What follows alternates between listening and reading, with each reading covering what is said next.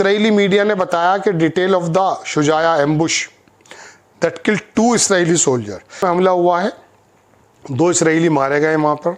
यह जो है ईरान के मसूद पजेश्कियाँ, उन्होंने इंडियन और पाकिस्तान प्राइम मिनिस्टर को दोनों को फ़ोन किया है और उन्होंने कहा कि मैं मध्यस्थता कर सकता हूँ अगर आप लोगों के बीच में टेंशन है।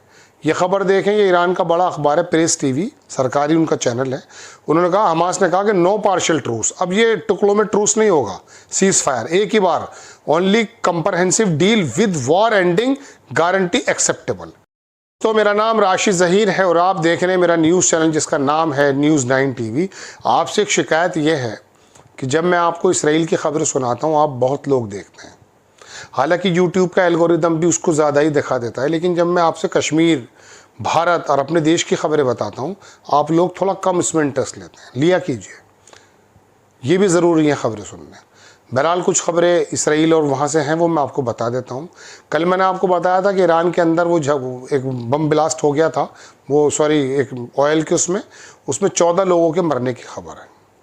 ईरान और अमेरिका की बातचीत जो चल रही थी मस्कट में, उसके 3 मई को उसको चौथा राउंड में जाने की बात है और बताया जा रहा कि ये तीसरा जो मरहला है बड़ा सीरियस मुहाने पर था। मैंने कल भी बताया आपको, कुछ ऐसी टेक्निकल बातों पर बहुत सीरियसली ईरान ने थोड़ा सा जो है एग्री करने के लिए थोड़ी सी उसके अंदर अपनी मजम्मत दिखाई है, लेकिन वो कह रहे हैं कि पिछले 2 से ज़्यादा अच्छी मुस्बत बात हो गई है और अभी इसमें बात और होगी। तो इससे बड़ी खबर मैं आपको कल भी देख चुका था, लेकिन अधूरी वो खबर थी। वो मुआहदा लगभग तय हो चुका है दोस्तों, जो हमास ने 5 से 7 साल और एक ही टाइम में सारे के सारे यरगमालियों को देने की बात की है। एक वीडियो हमास ने जारी किया है दोस्तों, उसके अंदर बॉम्बिंग जब हुई है तो वो यरगमाली जो यहूदी है जिनको पकड़े हुए हैं उसको वो बचाता हुआ नज़र आ रहा है। इसराइल में हंगामा मचा हुआ है। दूसरी बात खबर मैं आपको दूं दोस्तों कि हमास के लोगों ने कई जगह हमला किया है और यमन से भी हमले चल रहे हैं। अमेरिका बदस्तूर यमन पर हमले कर रहा है, लेकिन एक बड़ी खबर यह है कि हमास एक्टिव हो गई है अचानक गजा में और वहाँ पर कई हमले ऐसे हुए हैं जिसमें इसराइली अधिकारियों की जानें चली गई हैं। लेकिन एक खबर मैं दोस्तों आपको ये दूं कि वो बच्चों में और महिलाओं में तमीज़ तो करता नहीं है, लेकिन अभी मैंने एक वीडियो देखा था, उसके अंदर एक माँ जो है अपने बच्चे को, लाश है उसकी, कफन में उसका मुंह नज़र आ रहा है और उसका रोना देखा नहीं गया दोस्तों। वो हालात बड़े नाजुक हैं। चलिए मैं ख़बर सुनाना शुरू करता हूँ आपको। अल-क़स्साम की जो ब्रिगेड है, उस फाइटर्स, उन्होंने एक इसराइली कैप्टिव को, जो बॉम्बिंग हुई थी उनकी आर्मी की वजह से, उसको निकालते हुए दिखाया गया है। Military wing Hamas release footage showing fighters, उसको दिखाया गया है। ये इसराइल उधर की खबर है जनाब मन यमन की। उन्होंने 3 हमले किए हैं, ऑपरेशन किए हैं, 2 तो इसराइल पर किए हैं और एक जो वारशिप उसका वापस जा रहा US ट्रूमैन, उस पर भी हमला किया यमन के लोगों ने। राउंड 4 ये US ईरान की इनडायरेक्ट टॉक हैं जो कि 3 मई को होंगी ओमान में ही। इस बीच एक मुआहदा तय पा गया है काहिरा में, जो मैंने आपको बताया कि गाज़ा की तरफ से, हमास की तरफ से उन्होंने पूरी तरह से उसे एग्री करके आगे बढ़ा दिया है। अब वो टेबल पर है दरअसल नेतन्याहू की, मतलब नेतन्याहू के खेमे के लोगों को करना है। अब चूँकि ट्रंप का दौरा सऊदी अरब में होने वाला है, मुझे तो उम्मीद ये थी कि इसकी बातचीत के दौरान से पहले ही शायद ये सीज़ फायर हो जाएगा, लेकिन ट्रंप और उसके अधिकारी नेतन्याहू को बजिद कर रहे हैं कि किसी भी प्रकार से मई के शुरुआत में जो ट्रंप का दौरा सऊदी अरब का हो रहा, उससे पहले ये सीज़ फायर हो जाए। दुआ कीजिए अल्लाह ताला ऐसा हो जाए। इसराइली मीडिया ने बताया कि detail of the Shujaiya ambush that killed 2 Israeli soldier. ये शुजाया में हमला हुआ है, 2 इसराइली मारे गए वहाँ पर। ये वार बिटवीन पाकिस्तान की खबर है दोस्तों, अभी ताज़ी।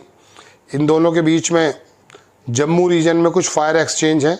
ये खबर है एक मेगाट्रॉन बड़ा वो है उसकी। पजेश्कियाँ जो हैं ईरान के मसूद पजेश्कियाँ, उन्होंने इंडियन और पाकिस्तान प्राइम मिनिस्टर को दोनों को फ़ोन किया है और उन्होंने कहा कि मैं मध्यस्थता कर सकता हूँ अगर आप लोगों के बीच में टेंशन है। ये खबर देखें, ये ईरान का बड़ा अखबार है, प्रेस टीवी, सरकारी उनका चैनल है। उन्होंने कहा, हमास ने कहा कि नो पार्शियल ट्रूस, अब ये टुकड़ों में ट्रूस नहीं होगा, सीज फायर एक ही बार, only comprehensive deal with war ending guarantee acceptable. सिर्फ गारंटी एक्सेप्टेबल की जाएगी और एक ही दफ़े में सबको छोड़ दिया जाएगा। पूरा का पूरा ये मरहला उनका है। ये बात मैंने आपको दिखा दी दोस्तों। कुछ और ख़बरें भी हैं, वो मैं आपको दिखाने की कोशिश करता हूँ। आप मेरे साथ बने रहिएगा, बड़ी इंपॉर्टेंट ख़बरें हैं। मैंने स्क्रीनशॉट ले लिए थे। यहाँ से शुरू करते हैं दोस्तों। ये तो कल मैं आपको बता ही चुका था कि ये दोनों मिल रहे थे चारों। ये 4 people killed in Bandar Abbas blast, जो ईरान में है, वहाँ 4 लोग मारे गए हैं, 550 से ज़्यादा ज़ख्मी हैं। फिर 14 के करीब बताया गया कि 14 लोग मारे गए वहाँ पर। और ये तमाम ख़बरें दोस्तों हैं, लेकिन इम्पॉर्टेंट ख़बरें इसमें यह हैं कि हमास पूरी तरह से प्रपोज़ल पे ठप्पा मार चुका है। अमेरिका के अधिकारियों के पास वो प्रपोज़ल जा चुका है और इसकी मध्यस्थता खाली काहिरा के अंदर नहीं है, इसके अंदर सऊदी अरब और बाकी तमाम लोग भी हैं। और अब अधिकारी जो बॉयलर वगैरह हैं, ये सब लोग इस मुआहदे पर राज़ी हैं। अमेरिका भी पूरी तरह से इस ट्रूस के लिए राज़ी है। अब देखते ये हैं कि नेतन्याहू कौन सी शरारत करता है, कौन सा अपनी जो है, मैं कह सकता हूँ, मुझे गुस्सा भी बाज़ दफ़ा आता है। और वहाँ यमन की तरफ से तो हमले बराबर चल रहे हैं। अमेरिका यमन पर इतने तेज़ हमले कर रहा है, लेकिन उसके बावजूद भी वो यमन को रोकने में नाकाम रहा है। तो ये तमाम ख़बरें दोस्तों हैं। हालांकि मैं कल तमाम ख़बरें आपको बता चुका, लेकिन जो ताज़ा हालात हैं वो मैंने आपको बता दिए हैं। कुछ लोगों के मारे जाने की वहाँ ख़बर है। इसराइल जो है वहाँ बमबारी कर रहा है, लेकिन ज़मीन पर जो वो अपने तोपे लेके अंदर आता है, तो वहाँ पता ये चल जाता कि हमास के लोग अब थोड़े एक्टिवली हमला कर रहे हैं। दूसरी बात, हमास के 3 अधिकारियों के बयान आए थे, वो मैं आपको दिखाना चाहता हूँ। शायद वो इसी फ़ोन में जिससे मैं रिकॉर्डिंग कर रहा हूँ मुझे मिल नहीं पाए। तो उसके अंदर उनमें तीनों ने ही ये बयान दिए अलग अलग। हालांकि मैं उस पूरे अखबार को पढ़ने की कोशिश इसलिए कर रहा था कि इसमें इसराइल का, नेतन्याहू का भी कुछ रुख आ जाए जब ये ट्रूस की बात की गई है। लेकिन तीनों अधिकारियों ने दरअसल यही बात की है कि और बज़िद हैं वो बहुत, कि इसी तरह से इसी शर्तों पर अगर फैसला होगा तो होगा, वरना हम अपनी लड़ाई को आगे करते चले जाएंगे। उन तीनों में से एक नेता ने, महमूद जो अब्बास हैं, जो कुत्ते का बच्चा बता रहा था हमास को, उसने बताया कि हम तो कौन हैं, लेकिन फिर उसने कहा कि कुत्ते, मतलब वो अल्फाज कहा कि कुत्तों का बाप कौन हो सकता है, वो उसको उन्होंने कहा है।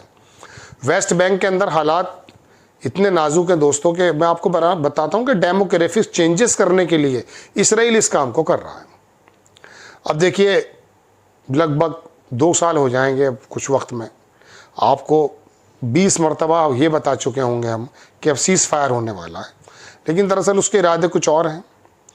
और ये ईरान का अगर मुआहदा तय पा जाता है, ये हर बार 1 हफ्ते के बाद चल रहा है, तो मुझे उम्मीद ये है कि शायद गज़ा के अंदर भी ये मुआहदा तय पा जाएगा। लेकिन अब ईरान के इस वाले पूरे मामले पर डिपेंड है। हालांकि मैं आपको ही बार बार बता चुका हूँ कि उर्दन यानी कि जॉर्डन हो या मिस्र या फिर सीरिया या सऊदी अरेबिया, ये सब लोग इतने डिप्लोमेटिक बात करने लगे हैं अचानक। सीज़ फायर के तो पक्ष में है, लेकिन बाकी तमाम जगहों पे जिस प्रकार से ज़ोर देना चाहिए अमेरिका के ट्रंप पर, उस तरह से ये ज़ोर नहीं दे पा रहे हैं। वरना ट्रंप अगर मिसाल के तौर पे हकीकतन इसके गर्दन पर पैर रख दे नेतन्याहू के, तो ये उसी दिन सीज़ फायर हो जाएगा। लेकिन वो भी दोरंगे व्यवहार रखता है, आपको मालूम है दोस्तों। बात यह है कि मैं बात गज़ा की आपसे कर रहा हूँ, लेकिन साथ में मैं आपको कुछ और बात भी बता देता हूँ। कश्मीर के अंदर क्या हुआ है आप जानते हैं। कश्मीर में आतंकवादियों ने आकर के हमला किया, उसमें एक मुसलमान भी उसने बचाते हुए शहीद हो गया। लेकिन हिंदुस्तान के अंदर, मेरे देश के अंदर कई जगह ऐसी घटनाएं मिली कि उन आतंकवादियों की गलतियों का नतीजा या उनका जो है भुगतना पड़ रहा है यहाँ के एक मासूम मुसलमानों को। चूँकि उन आतंकवादियों का मकसद दरअसल हो सकता है यही हो कि यहाँ जो हारमनी है उसको ख़त्म किया जाए। और यहाँ तो भट्टी चढ़ा रखी थी आरएसएस ने एक ज़माने से।